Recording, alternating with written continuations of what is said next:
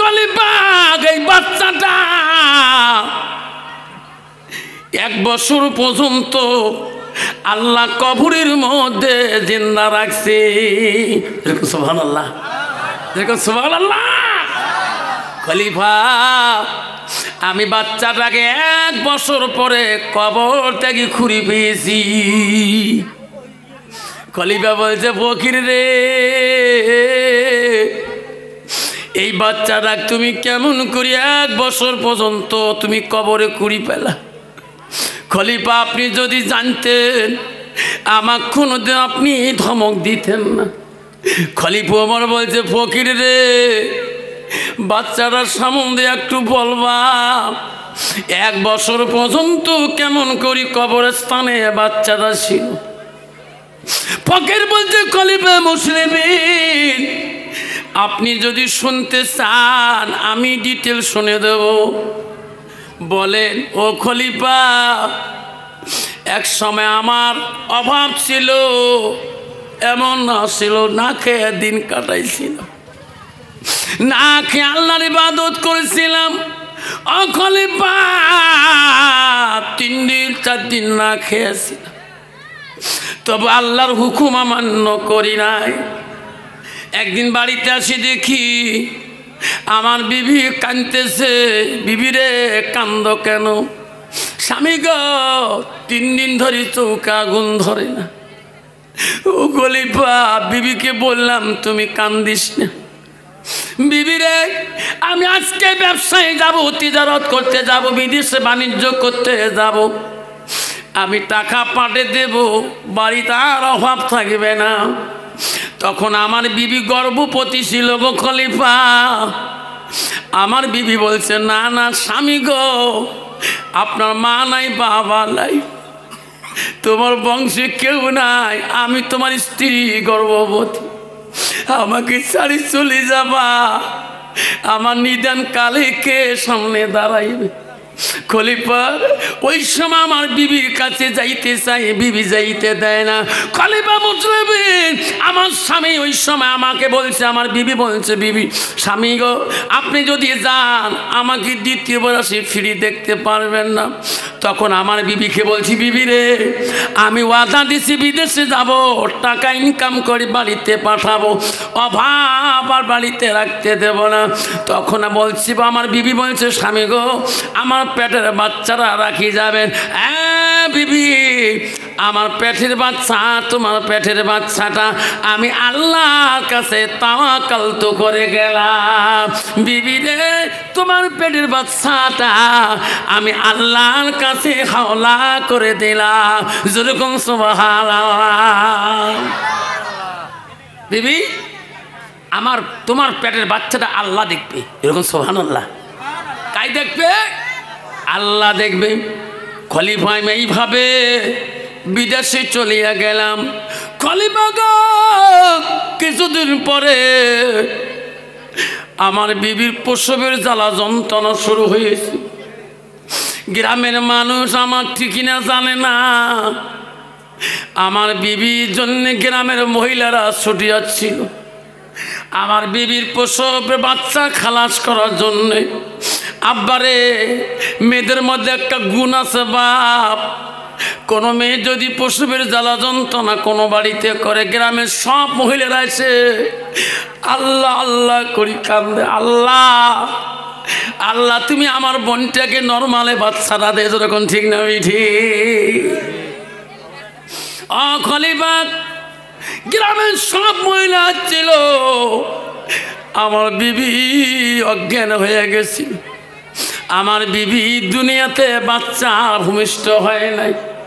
আমার বিবি মারা গেছিল, পেটের মধ্যে বাচ্চাই ছিল। ও খলিফা, গ্রামের মানুষ কার অপেক্ষা করে না, আমার অপেক্ষা করে নাই। আমার বিবিকে নিয়ে কবরস্থানের মধ্যে রাখি দিছি। আমি বহুদিন পর বকু টাকা পয়সা নিয়ে বাড়িতে আসি। খলিফা গো, বাড়িতে আসি দেখি আমার বাড়িতে জঙ্গল হয়েছে, আমার বিবি নাই, আমার বাচ্চা নাই। গ্রামের মানুষকে বলি ভাই আমার বিবি কই, আমার বাচ্চা কই। গ্রামের মানুষ বলছে যুবক রে এতদিন কোথায় ছিলি রে যুবক, তোমার বিবি মারা যাবার বহুদিন হয়ে যায়, তোমার বিবি বাচ্চা জন্ম দিতে পারে নাই, পেটে বাচ্চা থাকে কালীন মারা গেছে রে যুবক। তোমার বিবিকে গ্রামের মানুষ সবাই মাটি দিয়েছে। আব্বা মুসলমান যদি হয়ে মারা যায়, একটা বেনামাজি যদি মারা যায় কেউ গো ফেলে দিবে না, তবু গ্রামের মানুষ একটা মায়া আছে গো।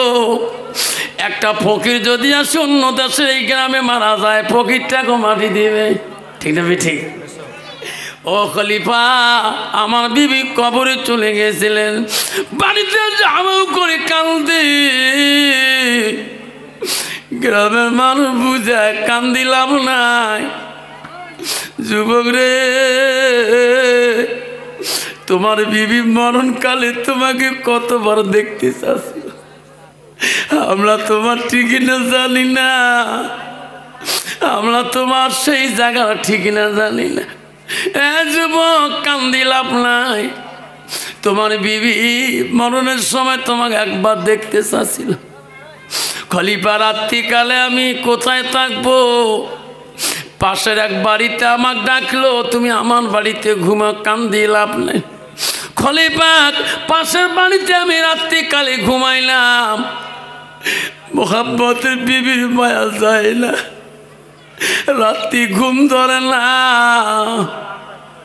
গভীর রাইতে বিবি ডাকে, বিবি রে যাবার কালে তুমি আমার হাত ধরে কাঁদছো স্বামী গো, পরে বোঝাসি দ্বিতীয় আমার চেহারাও দেখতে পারবা না।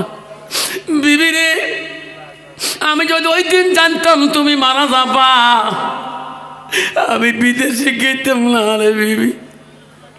খলিফা গভীর রাতে আমি বিবির কথা গুণ নিয়ে কান্দি, রাত্রি ঘুম ধরে না। একবার বাইরে ঘরের দরজা খুলি বাইরে এলাম, ওই বাড়ির বাইরে বেরিয়ে দেখি জমিন থেকে আকাশ পর্যন্ত একটা আলো দেখা যায়, রিমঝিম আলোটা এত সুন্দর আলো, নিচের জমিন থেকে আকাশ পর্যন্ত আলো হয়েছে যেরকম। সুবহানাল্লাহ, আমি আর থাকতে পারলাম না, ঘরের মধ্যে আমি দৌড়ে দিয়ে ঢুকলাম, বাকি রাত আমি বাইরে বেরালাম না। সকালবেলা খলিফা ওই বাড়িওয়ালাকে জিজ্ঞাসা করলাম, বাড়িওয়ালা ভাই রে তোমরা রাত্রিকালে বাইরে বেরান কিনা? কয় না। কেন? ভাই আমি একটা আজব জিনিস দেখিয়েছি, কি তোমার বাড়ির পূর্ব দিকে একটা আমি মাটির থেকে আকাশ পর্যন্ত একটা জমিনে আলো দেখছিলাম, তোরা কি দেখেন? তখন বাড়িওয়ালা বলছে, রে যুবক যেদিন থেকে তোর বিবির কবরটা ওই জায়গায় দেওয়া হয় ওদিন থেকে আলোটা আকাশ পর্যন্ত রাত্রি থাকে রে, সকালবেলা কোনো চিন পাওয়া যায় না। কলিবা বুঝলি ওই বাড়িওয়ালার কাছে শুনি আর বাকি রাত আমার ঘুম ধরে না। মা বোনের আম্মারা, ও মা বোনেরা শুনে রাখো, তোমার মতন নারী ছিল নবীজির কলিজার মনি হযরতে ফাতেমা। হঠাৎ করে ফাতেমা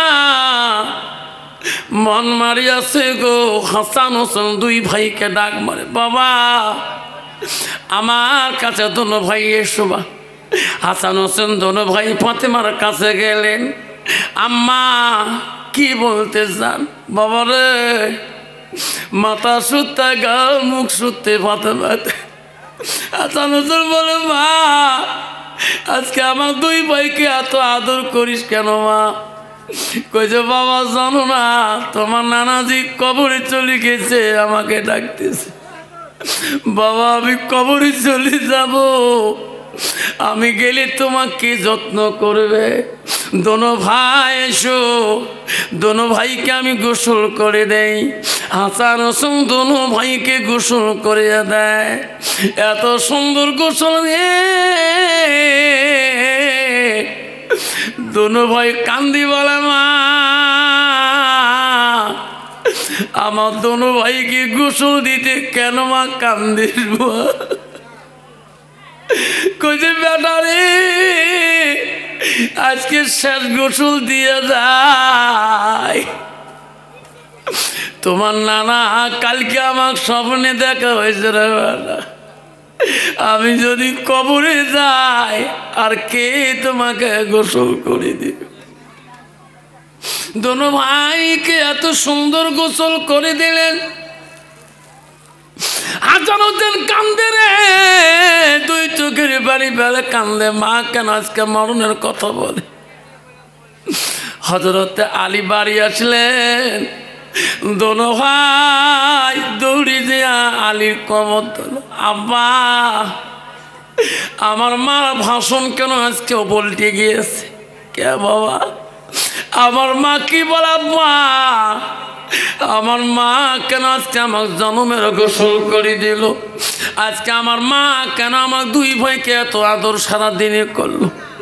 আলী আস্তে করে চলে গেল ঘরের ভিতরে। ফাতেমা রে, আমার মানিক দুইটি কি করছিস রে ফাতেমা? আমার মানিক দুইটি কান্দে।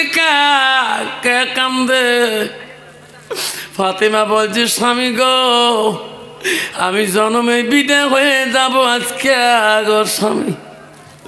আমার সোনা দুটির কাছে জন্মের গোসল দিয়েছি, আমি জন্মে আদর করে দিয়েছি গো স্বামী। আজকে রাতে যদি কবরে যায়, কালকে কে গো আদর করবে, কে গো গোসল দেয়?